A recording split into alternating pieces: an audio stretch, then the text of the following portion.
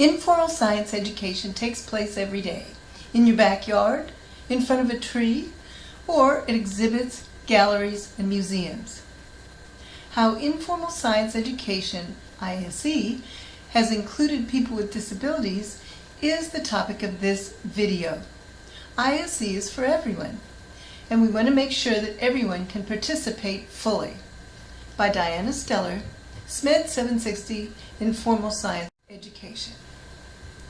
This video will suggest ways to increase ISE accessibility for everyone, to all, for all, to meet national New Generation Science educational goals. Dimensions of accessibility for all. The thesis statement of this video is that ISE venues should provide true access for all by considering and designing in 3 dimensions. First, physical. Everyone should be able to gain access to the area, such as the park in the background in Barcelona in this slide, as well as all the exhibits. Secondly, cognitive. Cognitive means, can you understand? The range of media should be used to address all the senses, learning levels and styles, and diversity of the people having the experience. And finally, the third dimension is social.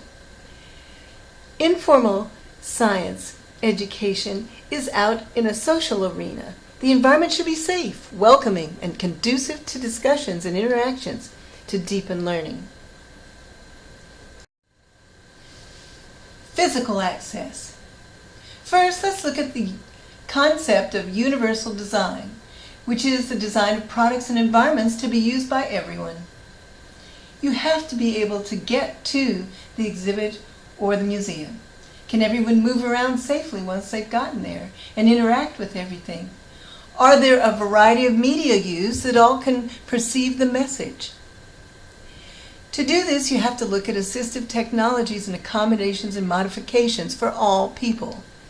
Are there virtual experiences, auditory and multimodal explanations of exhibits, braille and manipulatives, tactile models, as well as tactile computers, handhelds, and stations for those with sensory disabilities, wheelchairs for orthopedic impairments, tour guides and tactile maps and navigational aids?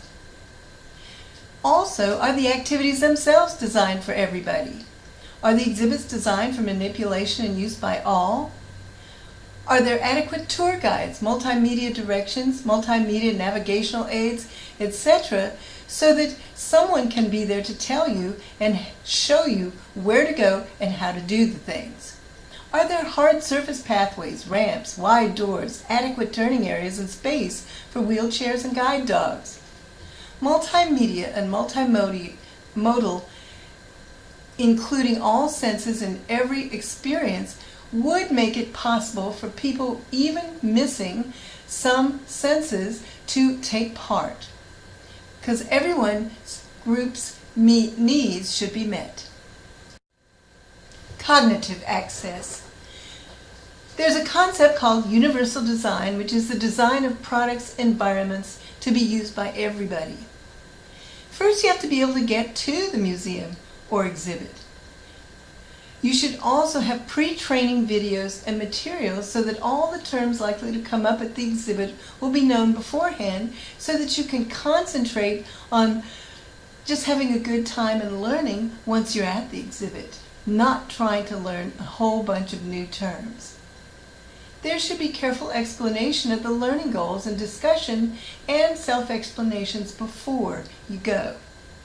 The assistive technologies, accommodations, and modifications should also be looked into before you ever leave where you go to school or where you're starting. Because any group should look into IEPs of students and disabilities of all the people making the trip so that their needs can be met once they get there. Once they're there, tour guides and tactile maps should help with navigation. Also, maps of all the bathrooms, rest areas, staging areas, and anything else you would need to use to get successfully through the museum or exhibit. And then the activities themselves should be designed for everybody. They should be reviewed beforehand to make sure that everyone knows what's going to happen once you get there and be prepared. The people going should be prepared to act as tour guides, giving explanations on the level of each one in the group. The multimedia and tactile manipulatives, as well as multi-sensory exhibits, will all help to make the senses come into play so that everyone has a good experience. And then you can have a great post-trip recap. Now let's talk about social access. Informal science is just that, informal. It should be a social arena. Everyone should be able to participate and have a good time. Perhaps every universal design should provide games and activities. It should provide adequate tours and docents and tour guides so that someone for the students or people with disabilities could be guided through the experience. Assistive technology should be taken care of so that anyone's accommodations and modifications could be covered to ensure adequate access so that the groups can take frequent bathroom and self-help breaks.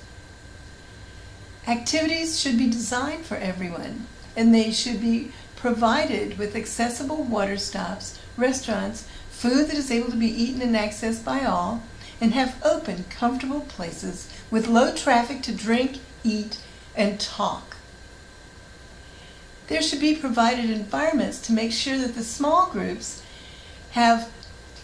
in which everyone should have a part, in which everyone can interact, has a safe area. That everyone can be comfortable at the right temperature and have the right clothing for the experience. And once again, the games, physical activities should be designed for diverse participants, and rides and exhibits pre-tested to be sure that they will be fun and safe for all. There are millions of children and adults in the U.S. alone with disabilities that deserve to be able to enjoy informal science learning experiences just like everyone else.